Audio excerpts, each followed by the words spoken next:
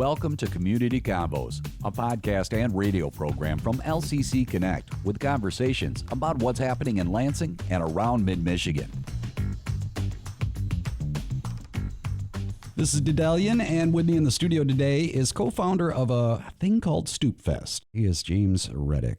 Did I say your last name right there? Radick. Yep. Radick, okay. I actually mistyped it here on the paper. So that's okay. Hey, man, thanks so much for coming in to talk a little bit about Stoopfest. First of all, let's get started off by just real quickly tell me, when does it happen this year? Absolutely. And before I get started, my pleasure to be here. Thanks so much for having me. Oh, you are welcome. April 21st and 22nd this year for Stoopfest. Okay. So now we got that. We're going to actually revisit that a little bit later on, just so that anybody that didn't catch it, next time around after we get through the concept of what this is. And that's where I want to start with this. What is the concept behind Stoopfest? Yeah, so Stoopfest started in 2016. We noticed we had a lot of house venues throwing kind of non-traditional concerts and shows in their basements or in their backyards.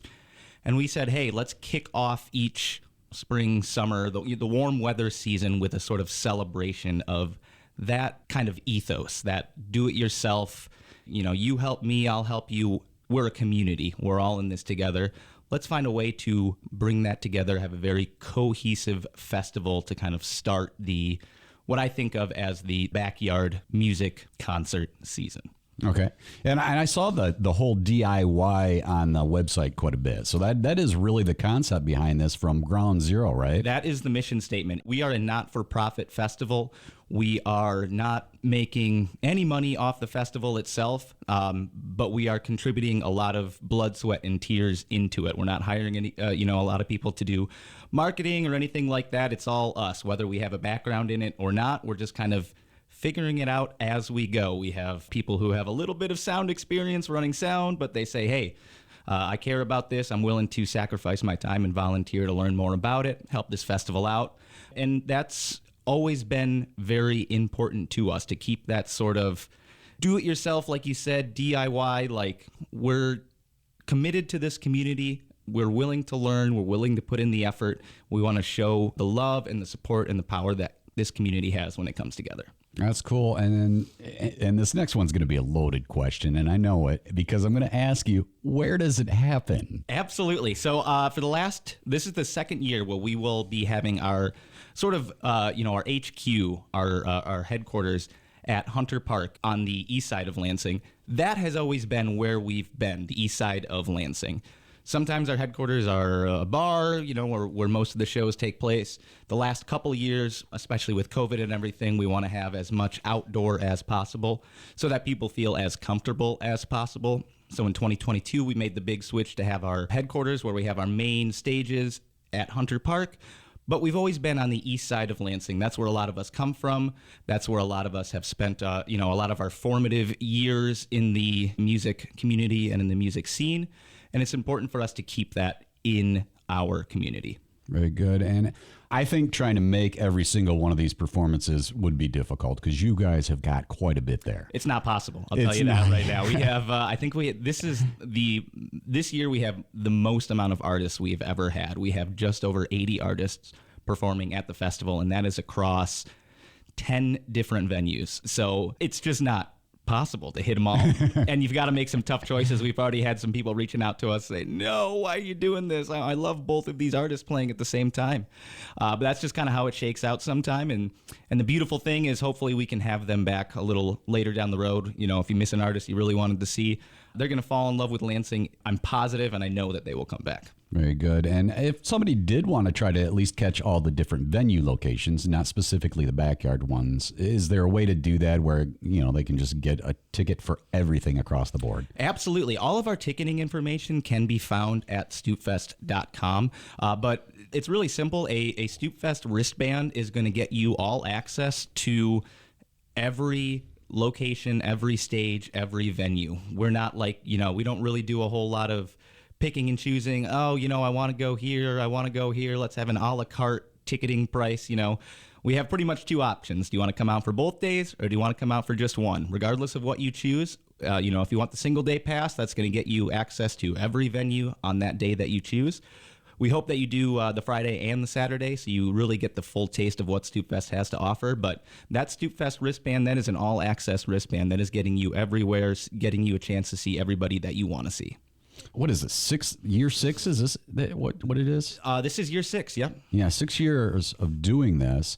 You kind of brushed on it a little bit in the beginning there, but tell me exactly how this got started. Like, where you... I mean, by now you've got to be kind of going, I really wish I'd had brain surgery back then, because this is a tough project to put together. It is, and it gets tougher every year. The first year was in 2016. That was our first year. I know we took a couple years off due to COVID, but as you said, this is year number 6. That first year, it was, I think, 5 house venues. We didn't have a bar or anything like that. It was all non-traditional spaces.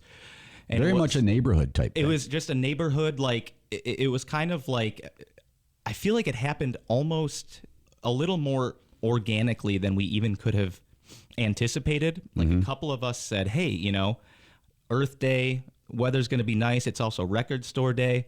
We're going to have a show to kind of celebrate that. Another house in the neighborhood had that same idea. And then it started kind of snowballing from there, where it said, hey, if we're both thinking, hey, it's Earth Day, it's Record Store Day, we want to have some sort of a music celebration to highlight that, talk about, highlight the weather getting warmer and really showcase our community. I think we might have something here where we can take this and really run with it. Very cool. So what are some of the venues that are incorporated in this year? Yep. So we've got Hunter Park. We have 2 stages set up at Hunter Park this year. We're really, really excited about that. That's going to be both Friday and Saturday. We will also be operating at the Avenue on Michigan Ave, of course, on Friday and Saturday as well. And then we have a lot of programming at the Junction, which is a rebranded, kind of new to the east side, but in an old familiar space, the former Green Dot Stables building. We'll have a lot going on Saturday there. And then aside from that, everything is, we also have some programming at the Allen Neighborhood Center and the East Side Lansing Food Co-op. I almost slipped there because it used to be the East Lansing Food Co-op. It is now the East Side Lansing Food Co-op. So we'll have some programming going on there as well. And then we have 4 different house venues, all of which are pretty walkable from Hunter Park itself, which is, like I said, our main destination this year. If you want to check out all the list of bands, you can go to stoopfest.com or .org, either one, I think, yep, right? They both go to the same place. And there is no way I want you to rattle off every single artist. It was amazing to me. When I was looking at this list, I was like, I know a lot of these artists, but a lot of them I am not familiar with. So tell me some of the highlights. Who are ones that you're looking forward to seeing? Absolutely. I am very much looking forward to seeing Joshua Smith, who is a very respected and very talented Lansing artist. He is doing a 10th anniversary celebration of his album, The Final Season. He'll be performing that in full at Hunter Park. I'm very much looking forward to that. That is number 1 for me. Aside from that, I have some dear friends from Ohio coming up called Runaway Brother, one of my favorite kind of contemporary bands. Very good. I hope a lot of people check them out. They don't get the love that they deserve. They should be a massively well-known band at this point, in my opinion, and that's what makes Stoopfest so cool, is because we have these bands that you get to see in a sort of non-traditional setting who are very good, very talented. I'm also very much looking forward to the Gray Matter set this year. They are always a Stoopfest highlight alongside Rodeo Boys, some more Lansing legends, if you ask me. She, Her, Hers, Rent Strike, Get Tough. These are all acts that I'm really, really looking forward to. Very cool. And I know one question that a lot of people are going to have is, because some of this is outdoors, what happens if it rains? That is what we discussed in our meeting last night, okay? So we have a lot of the outdoor stages will be transitioning to somewhere that is covered. Hunter Park does have a couple covered areas already that we've got a plan for. A lot of our house venues will be shifting slightly to be more garage shows than backyard shows, potentially basement shows if needed. And then we also do have some bars in the area like the Junction and the Avenue to lean on as well. So we've got a contingency plan for rain. We always have fingers crossed for nice weather, but we are a rain or shine event. It will not be canceled regardless of what the weather is. We're a go, but we do have our backup plans. Hopefully we don't have to get there, but a plan is always in place. Now, as we're recording this, of course, here in the area, the weather is taking a little bit of a turn for the better. Yeah. So hopefully that will last with us for the next couple of weeks here. We were doing our press for this last year, and it was snowing a week before Stoopfest, and we thought, I don't know how we're going to convince people to come out to this festival that's next week when it is 40 degrees outside. But thankfully, we got really fortunate, and it was like 80 degrees and sunny on the Saturday. So we got really lucky. Very cool. So I know one of the concerns, of course, has got to be, I mean, you're doing house parties in a way. What's the concerns with capacity? We are always thinking safety first, okay? The unfortunate reality of a festival such as this, where you have so many different venues, is that, I can't have every Stoopfest attendee coming to one venue hoping to see one band.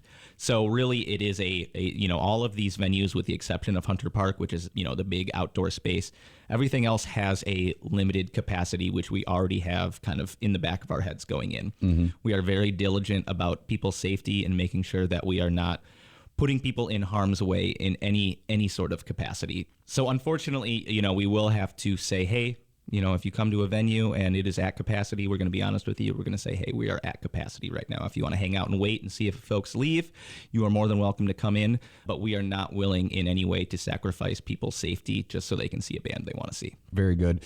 I wanted to know, like, if people have gators, little ones, if they wanted to bring those along. We're talking about some what are considered bar venues. Are they allowed? Yeah, the Avenue is a 21 and up venue. Let me say that right at the top, but the Junction is all ages up until 9 o'clock. So if you want to come to the Junction and see a band, you are more than welcome to. It is also a fantastic restaurant inside there as well. We offer free tickets to anyone 12 years of age or younger. So if you have little ones that you would like to bring along, I encourage you to do so. Get them seeing some really cool artists performing, and hopefully that inspires them to pick up, an instrument or start singing or what have you.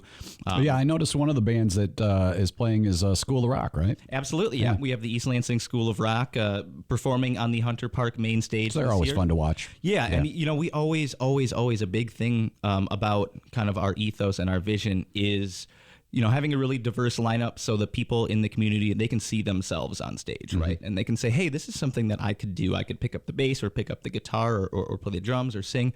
This is within the realm of possibility for me. We really want as many children to come out as possible and see the festival with their parents and guardians and really be inspired by what they see that day. I know it's a little bit late for bands to get in this year. When do you guys usually start looking for bands come next year? We will start we like to give ourselves a month or two to kind of decompress and talk about what went well, what did not go well.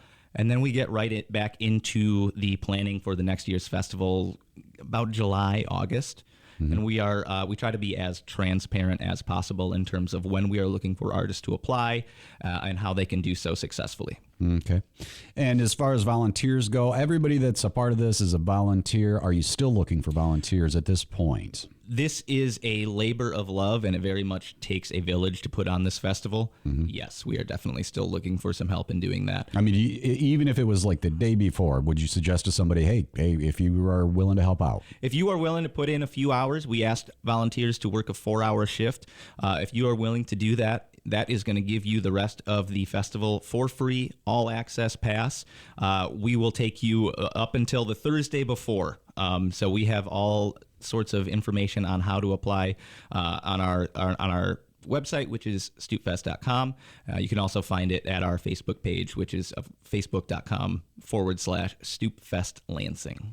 And this isn't normally a question I would ask, but I noticed it on your website, so I wanted to make sure I got it out there because I thought this was really cool. What happens to the money when it's done? The money does not go to us, the founders and the promoters of Stoopfest. It gets split up amongst our local performing artists from Lansing. Obviously, we have expenses to clear. We have guarantees for our artists coming in from out of town. But everything after that, once we clear our expenses, we basically we put it in a pot and we just distribute it evenly amongst all of the artists that played from the hometown area. So that everyone we think it's very, very important to pay people adequately for their time and talents for coming out to perform at the festival. And I'm very proud of the fact that we have year after year been able to, a lot of these artists say, hey, this is the most money I've ever made at a DIY show. Thank you so much for doing this. I am very proud of that. That means a lot to me, and I hope it means a lot to the artists. DIY show, you're just lucky to be making any money, really. I mean, honestly. Yeah, you're hoping for $20 to, to get some McDonald's afterwards. Yeah, grab a burger or something. Yeah. Again, James Radick, co-founder of the Stoopfest. When is it happening again this year? April 21st and 22nd. It is on Lansing's east side, our hometown community, and we've got all sorts of information for you at stoopfest.com. And if you're listening to this on the radio, I will have this available in the notes of the podcast version of the show. James Radick, co-founder of Stoopfest, thanks so much for coming in and talking to me a little bit about this. Pleasure has been all mine. Thank you so much.